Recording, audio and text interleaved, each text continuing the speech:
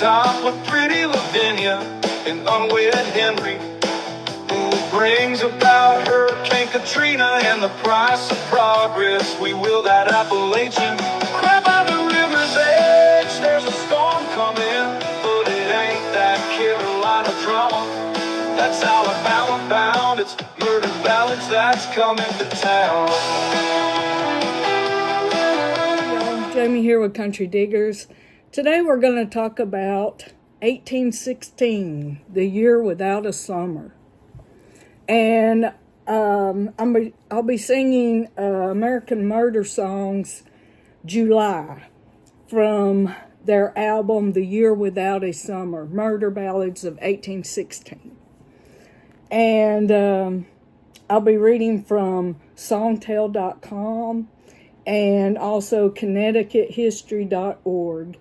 And for those of you who are new to the channel and you watch the murder ballads, just know that I'll always start off with the song first and then go into the history of it. I know I can't sing, but this is supposed to be fun, and I like fun and I like history, so bear with me singing. All right, this is the song July by American Murder Song. Summer came down with Ohio fever, Ohio fever. Summer came down, farm took 2 fits, but I couldn't leave her, I couldn't leave her. Summer came down, black in the cotton and rot in the lamb, ash in the windows, ash on the land. Summer got spooked, went yellow and ran. We ain't going nowhere, we ain't going nowhere. They filled her head with Ohio fever, Ohio fever. They filled her head, wife rattled nonsense. The children believed her, children believed her. They filled her head, beggared neighbors like Injuns they fled. Emptied the streets, emptied their beds, emptied the pews and left Hampshire for dead. We ain't going nowhere, we ain't going nowhere. Wagons, wagons, wheels, wheels, west, west, west, west. Wagons, wagons, wheels, wheels, west, west, west, west. Wagons, wagons, wheels, wheels, west, west, west, west. Wagons, wagons, wheels, wheels, west, west, west, west. Wife lashed her tongue with Ohio fever, Ohio fever. Wife lashed her tongue, rags in her mouth, but I couldn't save her, I couldn't save her. Wife lashed her tongue. Upstairs the children awoke with the shrill cry born of devils, cries of the eel, cries under pillows, smothered, then still. You ain't going nowhere, you ain't going nowhere. I shot a gun full of Ohio fever, Ohio fever. I shot a gun. I prayed a moment, but I didn't grieve her, I didn't grieve her. I shot a gun. Outside the tree coughed up blood instead of leaves. Coughs from the floorboards, coughs from the eaves. I climbed the coughing tree, noose at my sleeve. I ain't going nowhere, I ain't going nowhere. Wagons, wagons, wheels, wheels, west, west, west, west. Wagons, wagons, wheels, wheels, west, west, west, west. Wagons, wagons, wheels, wheels, west, west, west, west. All right, that was American Murder Song, and you can find the song on YouTube. It's called July, and the album is called A Year Without a Summer, Murder Ballads of 1816. Now on to the story. All right, this is from songtell.com. The song tells the tale of a town plagued by Ohio fever. A farmer that is deeply connected to his land and is determined to stay despite the worsening conditions. The neighbors abandon their homes and leave the family isolated. Historically, during times of hardship or crisis, people have ventured westward in search of better opportunities or a fresh start. The wife in the story comes down with Ohio fever. Now, whether it's from the sickness, there was a fever called Ohio fever too during that time. So whether it was from the sickness or, she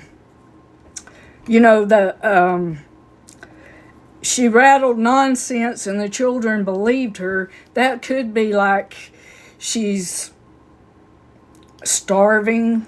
It was after 1812, and then it's, famine follows war. Famine follows war. And it could be because they were starving, and it was wintertime in the summer, and their crops wouldn't grow, so she could have been doing all that mentally and everything too. But the wife in the story comes down with Ohio fever and rattled nonsense, and the children believed her. That means her children believed what she was saying. I think she wanted the family to move to Ohio, but she could have been in Ohio because the summer of 1812, during the summer months, July I think was the worst, but it was like that in Ohio too, so I don't know. The crops on the farm wasn't producing. They were starving and isolated because all their neighbors abandoned their farms. Now this is me when I start with I think. That's me. But their neighbors all abandoned their farms and moved. Now the man kills his wife and children, overcome by desperation. The song grapples with themes of isolation, desperation, and the search of a better future in the face of overwhelming adversity. All right, now on to the Connecticut History.org. Okay. And this is 1800 and froze to death. 1816, The Year Without a Summer, by Shirley T. Wajda, Wajda. Okay. Reverend Thomas Robbins may have thought he had seen it all. After all, a decade earlier, as a congregational missionary, traveled to the frontiers of New Connecticut and northeastern Ohio, where he endured torrential summer downpours, deep winter freezes, and a variety of temperamental fevers and chills. That experience, a long 3 years, broke his health, and he returned to Connecticut to recuperate.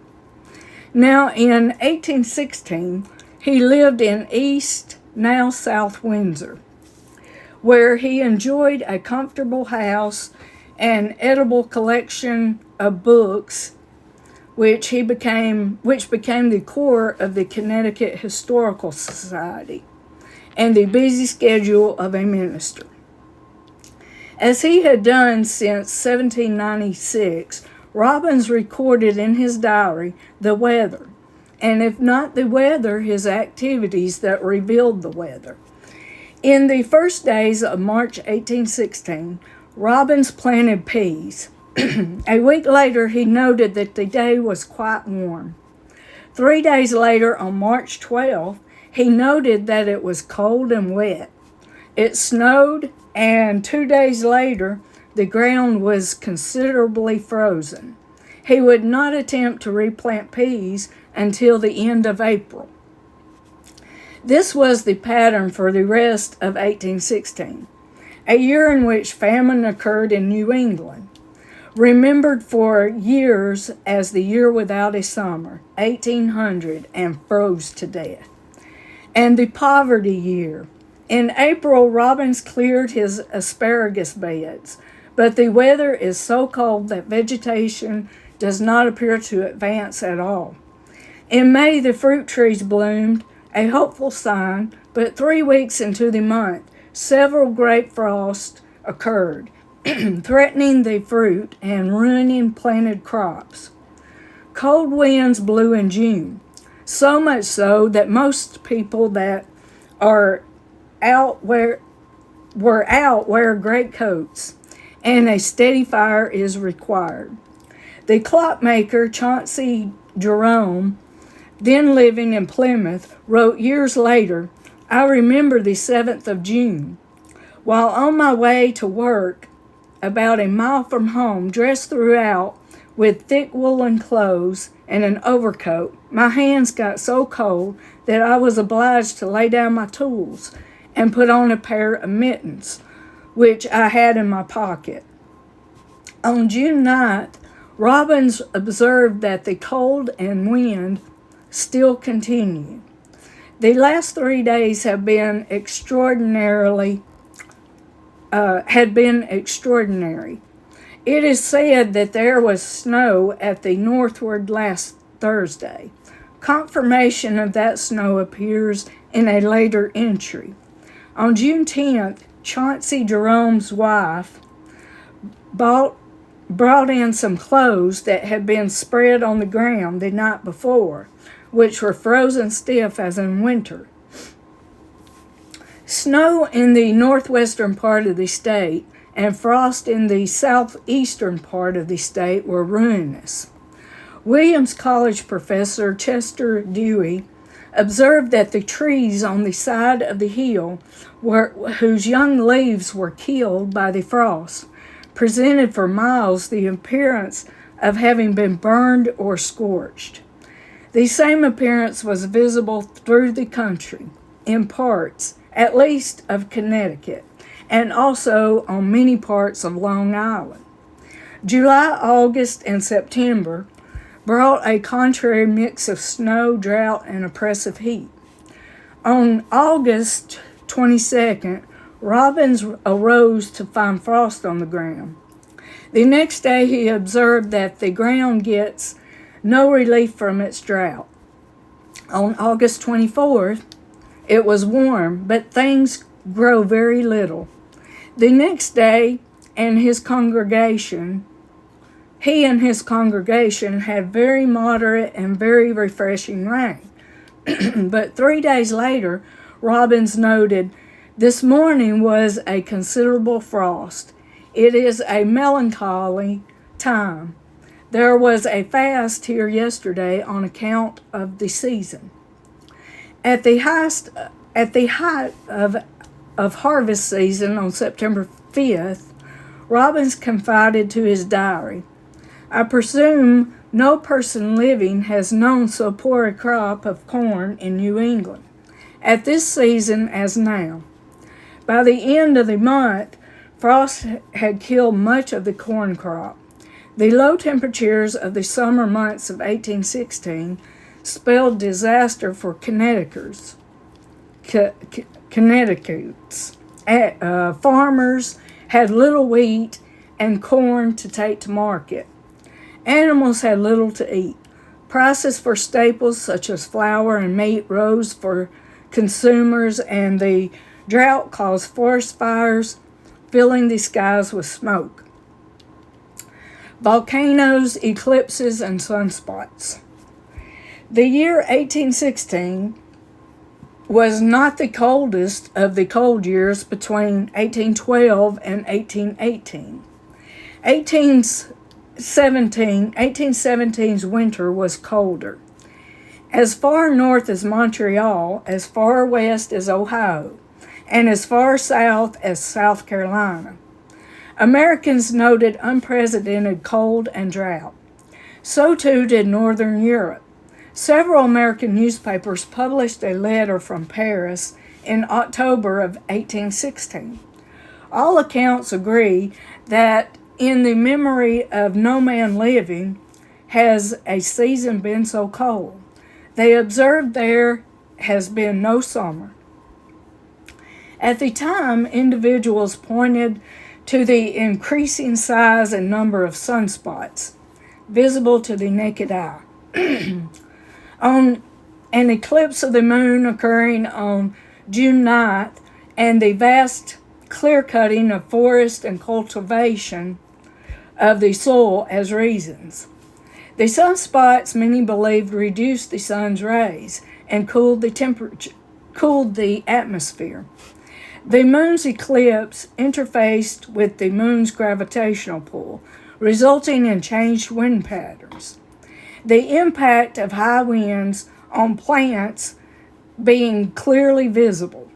Others theorized the diminishment of forest and the constant turning of topsoil allowed the Earth's heat to escape into the atmosphere and cause the cooler weather. Today, scientists point to volcanic eruptions as the reason for the year without a summer.